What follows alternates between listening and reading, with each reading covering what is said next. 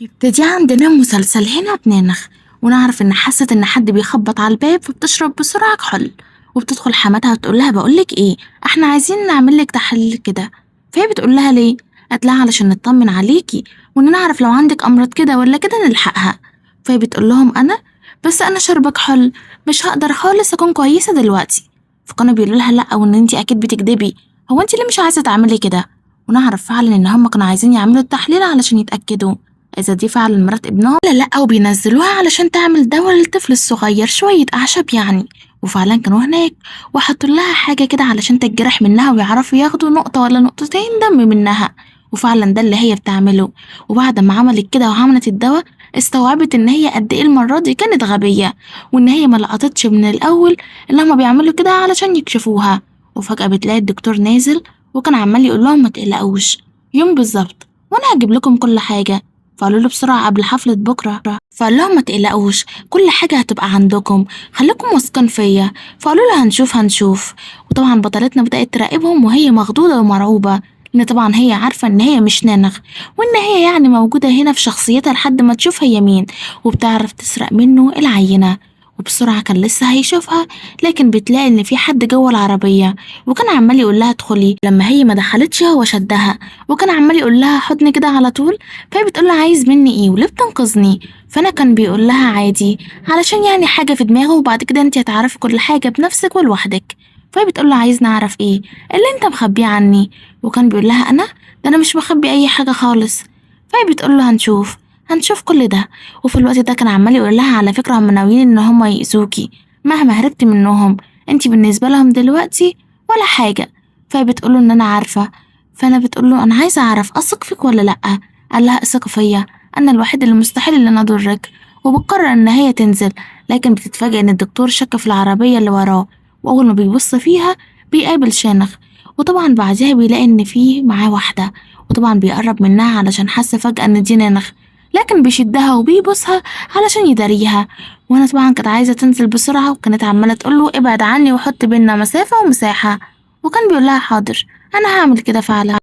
وفي الوقت ده بترجع البيت، وبتحس ان كلهم متجمعين كده وان في حاجة، وبتتفاجئ طبعا ان دي حفلة كبيرة معمولة.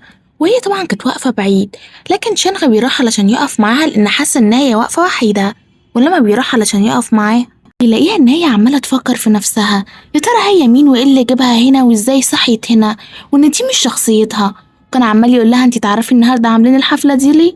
فهي بتقول عادي، حفلة سخيفة من اللي بيعملوها. قال لها لا، علشان يفضحوكي، اصل دلوقتي عملوا التحليل خلاص، وهيقولوا ان انتي مش نانغ. فهي بتقول له هو انت تعرفني؟ هو انت ليه بتساعدني كده؟ وقال لها تعرفي كل حاجه بعدين. فانا كان بيقول لها تعرفي لولايا كنت زمانك دلوقتي ميته بسببهم. فهي بتقول له ان انا عارفه. وفجاه بيشد الكاس من ايديها ويبدا ان هو يشرب. وكانت عماله تقول له على فكره دي قله ذوق. قال لها مش مشكله، بص دلوقتي واتفرجي على المسلسل اللي هيحصل قصادك. وبعد كده في واحد كان عمال يتكلم عليها، ويقول ان انتوا ازاي قبلتوا بيها وان هي ما عندهاش عيله يعني. وواحد رايح هنا علشان يستظرف عليها، وكان بيقول لها ايه ده، انت بتشربي النوع الغالي ده مع انك ارخص من كده بكتير. وطبعا بطلنا اتضايق جدا، ويبدا يمسك فعلا المشروب ويغرقه بيه. وكان عمال يقول له انا خليتك دلوقتي تحترم نفسك، واعرف بعد كده انت بتكلم مين وازاي وامتى وفين. وفي الوقت ده اخت جوزها بتبدا تمسك ورق، وكانت عماله تقول ان ده تحدي ان ايه، وهنثبت دلوقتي للكل انتي تبقى ايه فعلا. وطبعا بطلتنا بدأت تحس شوية بالتوتر. أما عن عيلته فكانوا طبعا بيقرأوا الورق، وفجأة بيتفاجئوا فعلا إن دي تبقى نانغ، وإن دي فعلا تبقى مراته. وطبعا بطلنا كان باصص كده، وهي كانت عمالة تقوله انت اللي غيرت التحليل صح؟ فقال لها ايوه انا. وطبعا الكل بدأ يقعد ساكت كده لانهم اتحرجوا قصاد الكل، وكانوا عمالين يقولوا له انتوا بتقولوا ايه، دي معقولة؟ دي شخصيتها مختلفة خالص، اللي كانت معانا ما كانتش بتنطق ولا تتكلم ولا حتى تدافع عن نفسها. وطبعا اخته كانت متضايقة جدا وزعلانة، وبدأت ان هي تتعصب على الكل. وانا كانت عمالة تقول لهم تعرفوا، مش بعيدة عنكم، الصراحة أنا عارفة إن انتوا هتعملوا كده، وده من كام يوم، وسبتكم براحتكم علشان تتأكدوا من الأوهام اللي في دماغكم دي ملهاش أي لازمة. وفجأة بتيجي هنا وتقول لهم أنا عايزة أقول لكم حاجة صغيرة كده، وإن بنتكم دي سرقة كل المجوهرات ومبدلاها ببلاستيك. حتى بصوا إزاي الحاجة بتسيح، وإزاي الحاجة فعلا بتتدمر. هي سرقتكم، واخدت كل المجوهرات دي اديتها لحماتها، وكمان كانت بتساعد جوزها يتخلص من الديون اللي عليه. وحتى الساعة دي إن هي بتقولك إصدار مخصوص، الشركة عمرها أصلا ما انتجتها، وانت عارف كل ده بيضحك عليكم، بس انتوا تستاهلوا. وهي طبعا بدلت كل حاجة، حتى الحاجات اللي في الخزنة فوق كلها بقت بلاستيك. وطبعا مامتها اتصدمت جدا، وانا كنت عماله تقول لها ان انت كدابه وبتعملي كل ده بس علشان تبداي تكسبي الكل، ولما جت علشان تضربها بيقف هنا شنغ ويمسكها، وكان عمال يقول لها اياكي تقربي منها. وفي الوقت ده بتلاقي ان اخوها جاب المجوهرات اللي في الخزنه، واكتشفوا فعلا ان كلها بقت بلاستيك وملهاش اي لازمه ولا حتى ليها اي قيمه. وطبعا مامتها اتعصبت جدا منها، وكانت عماله تقول لهم ثانيه واحده، دي اكيد نانخ. لحد ما بيجي ابنها ويقول لها بطلي كدب يا ماما، وان انا شفتك كنت بتسرقي كل المجوهرات من الخزنه عندهم. وطبعا مامتها اتصدمت جدا فيها، لان بنتها الوحيده الكبيره العاقله سرقتها وخدت الفلوس كلها واديتها لحماتها وجوزها. ولو وصلتوا لهنا ما تنسوش تشتركوا في القناه وتعملوا لايك، ويلا نكمل.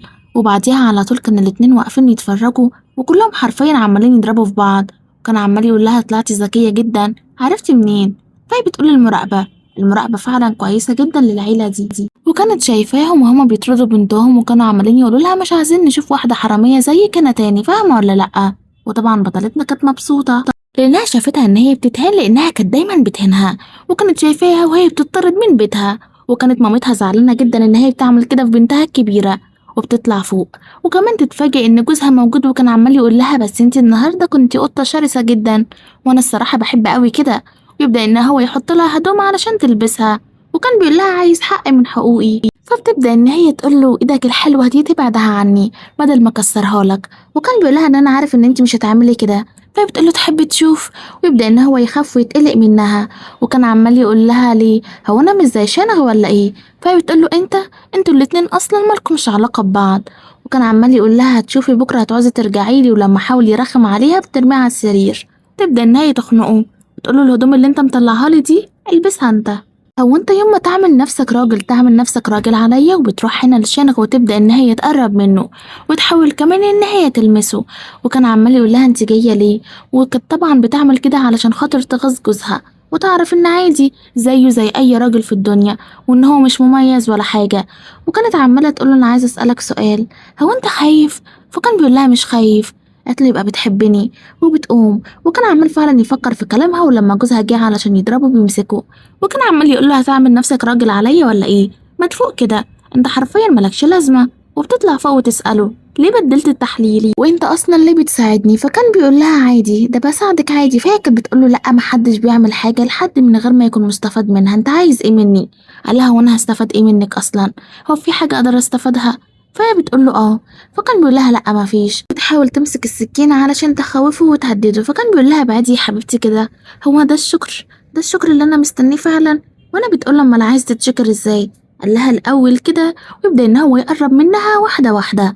وطبعا هي كانت متوتره، والاول مره تحس ان في مشاعر ناحيته. كانت عماله تقول له عايز ايه مني؟ وكان بيقول لها عايز حاجه واحده وانت عايزاها. وهي بتقول له الحاجه دي مش عندي. وبيقرب منها ويقول لها واثقه، اصلا انا واثق ان هي عندك. وطبعا كان يقصد الحب والمشاعر، وان هو عايزها تقضي الليله معاه. فبتهرب منه، وبعد كده هو بيحس بشويه حاجات غريبه برضه ناحيتها، وكان عمال يقول لنفسه هنخيب ولا ايه، ده انا الظابط اللي المفروض اقبض عليها. وفي الوقت ده كان عمال يفتكر ان هو مغيرش نتيجه التحليل ولا حاجه، وان هما الاتنين فعلا طلعوا نفس التحليل. وطبعا كان عارف ان هما اتنين، لكن الاتنين عندهم نفس تحليل الدي ان ايه، او الاتنين يعني زي بعض. وفي الوقت ده كان عمال يقوله ان انا عارف ان دي تبقى نانغ مش انا. فانا كان بيقوله طب ما تسجنها او هاتها علشان تفتح الشفرة. وكان بيقوله ان هي مش فاكرة اي حاجة خالص، ازاي هتفتحها؟ وكان بيقوله انت واثق في كده؟ قال له اه طبعا، هي فعلا لا مش فاكرة اي حاجة وهي مش بتمثل. وكان عمال يقوله هتعمل ايه؟ قال له هستناها لحد ما تفتكر ونشوف هتبقى تعمل ايه. فهنا بيقوله اسجنها. وطبعا حس قلبه وجعه جدا اما قال الكلمة دي، وقال له لا، انا مستحيل ان انا اسجنها يعني، وحتى مستحيل ان انا اضايقها، اخرج بره يلا كمل شغلك. وطبعا بدأ يحس هنا بشوية من الخوف، لأن حس كده إن هو بدأ أصلا يحبها، وده غلط. وبطلتنا لما كانت قاعدة في أوضتها بتتفاجئ إن جوزها جاي، وكان عمال يقول لها أنا هوريكي دلوقتي بقى مين أحسن، أنا ولا شنغ بتاعك ده؟ وهي كانت عمالة تقول له هو أنت عايز مني إيه؟ قال لها ولا حاجة، بس لازم أثبت لك حالا. وهي كانت بتقول له ابعد يا شاطر من هنا، مش ناقص صداع ودوشة. هو أنت فاكر إن أنت ممكن تقرب مني غصب عني؟ يبقى بتضحك على نفسك. وكان بيقول لها إن أنا عارف إن أنت جبانة وخوافة. وهي بتقول له بجد أنا اللي جبانة وخوافة؟ وانا كان بيقول لها طيب انت عايزه مني ايه؟ فهي بتقول له ابعد عني دلوقتي احسن لك، لان انت مش عارف انا ممكن اعمل فيك ايه فعلا دلوقتي، وخليك ما تنفعش تانية خالص. في الوقت ده حد بيخبط على الباب، وكان عمال يقول له عشيقتك جت خلاص. وبطلتنا بتبدا ان هي تقرب منه علشان تخنقه وتقول له بقول لك ايه، قول له مشيها، فاهم ولا لا؟ وانا كان بيقول له كده فعلا لما بدات ان هي تخنقه، وكانت عماله تقول له ايه رايك، بتوجع صح؟ فقال لها اه. فانا طبعا بيقول له ان هي بتقول لك ان هي جايه ومعاها ابنك حامل يعني. وطبعا بطلتنا بتنزل تحت، وكانت بتشوف الكارثة اللي هي فيها، وبتتفاجئ ان هي بتقول ان هي حامل في ابنه، وان هي الصراحة جت على طول علشان تقوله لان عارفة ان دي حاجة هتبسطه جدا. وفي الوقت ده بيقول لها سامعة، اهم حاجة تهتمي بيها وتشيلها في عينك. فانا بتقوله ده انا هشيلها شيل، هخليها تتبسط قوي معانا. وطبعا بطلتنا كانت حاسة ان في حاجة غلط، وان هي عارفة ان البنت دي جاية علشان هدف في دماغها، من الاخر يعني عايزة تكون شريكة في الثروة. وكانت عمالة تقول لهم ثانية واحدة، هو انتوا متضايقين مني؟ لو كده انا ممكن امشي عادي. فانا كنت عماله تقول لها بقول لك احترميها وقدريها وخافي عليها وعلى زعلها، فاهمه ولا؟ وطبعا بطلتنا كانت مستغربه، اللي هو لا طبعا، ده انا فعلا هحبك حب. وانا كان بيقول لها انت طبعا غيرانه دلوقتي، اندمي بقى دلوقتي. فانا بتقول له انا ندمانه، انا غيرانه. وانا بتقول لها ده عكل رجلي كده فبتحرقها، ولما جت علشان تحرقها عشان غبي يقف قصادها وهو اللي بيتحرق من الميه. وفي الوقت ده كان عمال يقول لها تحطي لي كريم طيب. فطبعا بتيجي جنبيه وتبدأ إن هي تساعده. كان عمال يقول لها أنا حاسس اللي فيه مشاعر قوية قوي ناحيتك. فأنا بتقول له وأنا كمان. وكان بيقول لها متأكدة؟ فأنا بتقول له أيوة. وبعد كده بيقول لها ما تقوليش حاجة تندمي عليها بعد كده، انتي حتى مش عارفة انتي مين. فهي بتقول له ما أنا هعرف. فكان بيقول لها لما تعرفي وقتها تبقى حددي مشاعرك، غير كده انتي مش عارفة أي حاجة. وفعلا حست إن كلامه منطقي، وخصوصا إن هي بدأت تحس إن هي مش زي الناس الطبيعية، وإن عندها قدرات وحاجات مش زي الناس الطبيعية. من الآخر يعني بدأت تشك في نفسها إن هي كانت شغالة في عصابة، أكيد في حاجة مشبوهة. في الوقت ده بيقول لها أنت دلوقتي نسخة جديدة جدا من نفسك، حتى أنتي متعرفيش نفسك. فهي بتقول له ما أنا عارفة. فكان بيقول لها خلي بالك، لأن الناس كلها حواليكي ما بيحبوكيش، وكل حد فيهم عايز إن هو يدمرك. وهي بتقول له إن أنا عارفة ده كويس، بس أنت ليه بتساعدني؟ قال لها تعرفي بعدين. ولما بتخرج بره ما بيكونش عارف يعمل إيه، يا ترى يكمل فعلا ويحقق وراها بما إنه ظابط ولا لأ. وفي الناحية التانية طبعا بتكون موجودة، وكانت قايمة وهي بتتألم، ونعرف فعلا إن هي حامل، ما كانتش بتمثل. لكن يا ترى الطفل من مين؟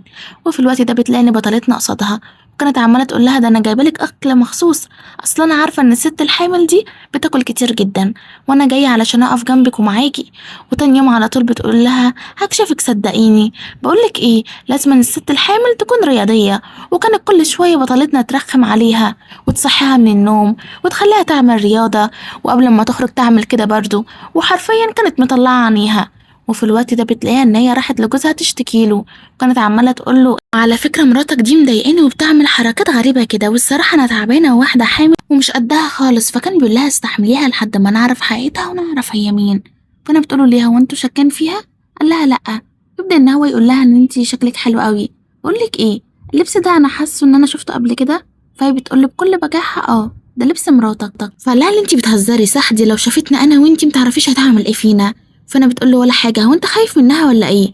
قال لها انا اخاف؟ لا طبعا، شكلك كده مش عارفاني. ويبدا ان هو يحاول يقرب منها، لكن بطلتنا طبعا كانت شايفاهم وقررت ان هي تصورهم. وكانت قالت خلي الكل يشوف بقى، وهو الراجل اللي بيقول ان هو بيحبني وكان هيموت ورا مراته وهو بيخونها. ومش بس كده، ده مع عشيقته كمان. ولما حماتها بتزعق لها بترميها من على السلم وقالت لها يلا مع السلامه انتي. واول ما بتيجي بطلتنا بتقول ان انا شفتها وان هي بترميها من على السلم، شفت كل ده بعيني، وحرفيا هي انسانه متوحشه، ازاي تعمل كده في حماتها حبيبتها؟ وطبعا بطلتنا اتخضت جدا وكانت عماله تقول ان هي اللي عملت كده، وصدقوني كل الكاميرات اللي هنا هتجيبها. وطبعا هي اتخضت لان كانت فاكره ان مفيش كاميرات، ولما جوزها كدبها وكان عايز يضربها بيتدخل بسرعه ويمسكه، وكان عمال يقول له ما تنساش ان انا موجود هنا علشان احميها، ده قبل كل حاجه. وفي الوقت ده بتيجي هنا مامته، لكن البنت دي بتجري عليها زي الحربايه وتقول لها ان انا بحبك ووحشتيني. وفي الناحية التانية بطلتنا بدأت تشك في البنت دي ان هي حامل اصلا، لكن لما اتأكدت ان هي حامل عرفت ان هي حامل من شخص تاني خالص، ولا عارف من مين. وفي الوقت ده كانوا بيدوروا هما الاتنين في اوضتها علشان يعرفوا اي حاجة. وفي الوقت ده بيجروا بسرعة يستخبوا هما الاتنين في الدولاب، لانه كانوا شايفين خلاص ان هما هيتقفشوا وهيتكشفوا. لكن بيتفاجئوا ان هما الاتنين كانوا عمالين يقربوا من بعض، كان عمال يقول لها ده لبس مراتي على فكرة، وبتحط له مخدر في الشمعة علشان تقدر ان هي تسيطر عليه، رغم ان هي ولا بتطيقه ولا بتحبه اصلا، ومعاه علشان خاطر الفلوس. وفجأة الاتنين بدأ ان هما يقربوا لبعض، وطبعا بطلنا وبطلتنا الاتنين كانوا مع بعض في الدولاب، وبدأ يحسوا هما الاتنين بمشاعر فياضة ما بينهم هما الاتنين، ويبدأ ان هو يقرب منها. وبعد ما بيقرب منها بيقول لها ان انا اسف وان انا فقدت السيطرة، وانا بتقول له عادي عادي. فكان بيقول لها وانتي مش زعلانة؟ فهي بتقول له لا. قال لها ان انا عارف علشان انتي بتحبيني. فبتسيبه وتمشي. وبعديها على طول كانت لقيت زرار في اوضه البنت دي، ولما خدتها عرفت ان الزرار ده بتاع ابو جوزها. وطبعا فهمت على طول ان الطفل ده مش طفل جوزها، ده طفل جده، يعني من الاخر هي بتخونه مع ابوه. وفي الوقت ده بتروح علشان تكلمهم، لكن بتتفاجئ ان جوزها الحيوان كان عمال يقول لها ان في يوم هطلقك وهاخد كل الفلوس منك وهوديكي ورا الشمس. كان عمال يقول لها وانتي فاكره ان حد عايزك اصلا؟ فبتبدا ان هي تضربه، وكانت عماله تقول ان انا كنت دايما بحاول ان انا ما اقلش منك او اهينك، لكن الصراحه انت تستاهل. وبيقوم وهو مضروب وكان متضايق قوي. اما عنها هي فكانت عماله تفكر في كل حاجه، لحد ما بيجي هنا بطلنا بيقول لها انا عايزه اعرف كل حاجه عنك. فهي بتقول له مش لما انا اعرف كل حاجه عني. وكان عمال يقول لها تفتكري مع الوقت. وانا كنت عماله تقول له انت بتساعدني ليه؟ انا عايزه اعرف كل حاجه عنك، انت مين؟ وكان بيقول لها ان في اسباب كتيره قوي خفيه مخليه ان هو يساعدها دايما ويكون معاها على طول. طبعا هو كان عمال يبص لها وما كانش عارف يعمل ايه، يمشي ورا قلبه ولا يمشي ورا عقله. وكان محتار لانه في الاول وفي الاخر ضابط، يعني ما ينفعش يمشي عكس القانون. ومش بس كده، ده رايح يحب رئيسة عصابة اصلا. وفي الوقت ده انا عارف ان البنت دي بتروح لدكتور وتاخد منه حبوب للاجهاض. كانت عمالة تقول له خد الفلوس دي، وقال لها حاضر هاخدها. وهنا كانت بتقول له انا عايزة الحبوب بسرعة. واول ما بتشوف بطلتنا جاية تاخد بسرعة الحبوب، وأول ما بطلتنا جت تقرب منها خدت البرشام. وانا كنت عماله تقول لها بقولك ايه، انا فعلا لازم اخرجك من البيت. بطلتنا بتقول لها ان خدعك دايما رخيصه ومقرفه. فهي بتقول لها بجد؟ فانا بتقول لها اه. فبطلتنا كانت عماله تقول لها هتشوفي اعمل فيكي ايه. فانا طبعا لسه هتمشي بتلاقي البنت التانية وقعت وبدات ان هي تنزف. فانا بتقول لها ثانيه واحده، ده انا ما جيتش جنبك حتى. وتبدا ان هي تصرخ بصوت عالي لحد ما كل اللي في البيت بييجوا يبداوا ان هم يقربوا منها. وطبعا عشيقها اللي هو يبقى جوز بطلتنا كان موجود جنبيها، كانت عمالة تقوله إن هي اللي عملت كده علشان غيرانة. وفجأة في المستشفى ماسكة المخدة وكانت عمالة تمثل إن هي متأثرة جدا بوفاة ابنها، وإن هي حتى يا حرام مش عارفة إن هي تتكلم. كانت عمالة تقول إن انتوا لازم تاخدولي حقي منها علشان أنا ما عملتلهاش أي حاجة، وإن هي اللي عملت كل ده، وإن انتوا المفروض ما تسكتوش لأن أنا مش هسكت، فاهمين؟ ولا انتوا بقى عايزين أقوم أنتحر دلوقتي؟ طنطنا بتقول لها انتي ممثلة هايلة جدا، بقولك ايه ما تنسيش برضو إن أنا مش غبية. وكانوا بيقولوا لها هو انتي قصدك ايه؟ فهي بتقول قصدي هتعرفوه حالا من شانغ، وهتعرفوا كل حاجة دلوقتي. وهي كانت عمالة تقول ان هي اكيد هتكذب وهتحور دلوقتي علشان تطلع نفسها ان هي مش غلطانة. ردت عليهم وقالت لهم اصبروا هتعرفوا كل حاجة بنفسيكم، وان انا مش بكذب وانتوا عارفين كده كويس وجربتوني كذا مرة الفترة الأخيرة. فلما جه علشان يتكلم بتقول له اسكت انت خالص، مش تقريبا ده ابنك؟ فقالها وانتي بتقولي ايه؟ وطبعا بطلتنا لما جت تقرب منها وحاولت ان هي تضربها نينغا بتتدخل وبتضربها. كانت عماله تقول لها ان انا سكتلك كتير جدا على الجنان ده لحد ما بيدخل الدكتور وهو مع شينغ. وكان عمال يقول ان هي كتبت له شيك ب5000، وكمان قالت له ان هي عايزه حبوب الاجهاض دي ويكون مفعولها سريع، تاخد ما بين ثانيتين لكام ثانيه كده. وطبعا هو كتب لها علشان خاطر الفلوس. وكمان قال ان التحليل اصلا ان الطفل كان هيجي مشوه وعلشان كده هي اجهضته. وبالمناسبة بيجي التشوهات دي لو هي متجوزة واحد او كانت مع واحد كبير جدا في السن عنها، وده طبعا يبقى جوزك. من الاخر يعني هي خانته، خانت ابنه مع ابوه. وهنا في الوقت ده طبعا الكل بدأ ان هو يستحقرها. كانت عمالة تقول لها مش دي برضه اللي كنت معتبراها زي بنتك؟ اهي بتخونك مع جوزك.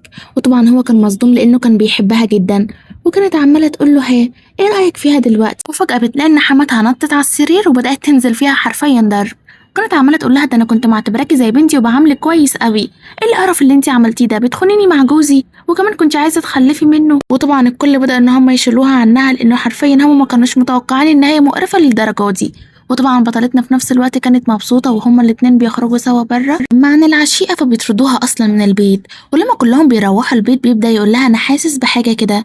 فهي بتقول له حاسس بايه؟ قال لها اقول لك انا هسكت دلوقتي. وكان عمال يقول لها انا هكلمك بعدين في حاجات كتير قوي مهمة. وفي الوقت ده بنعرف ان هي قررت ترجع للشغل وللشركة، تبدأ تهتم بشوية حاجات كده لحد ما تتفاجئ ان بطلنا عمل لها حفلة صغيرة كده. يبدأ ان هما الاتنين يكونوا مع بعض وبيقول لها ان انا بحبك.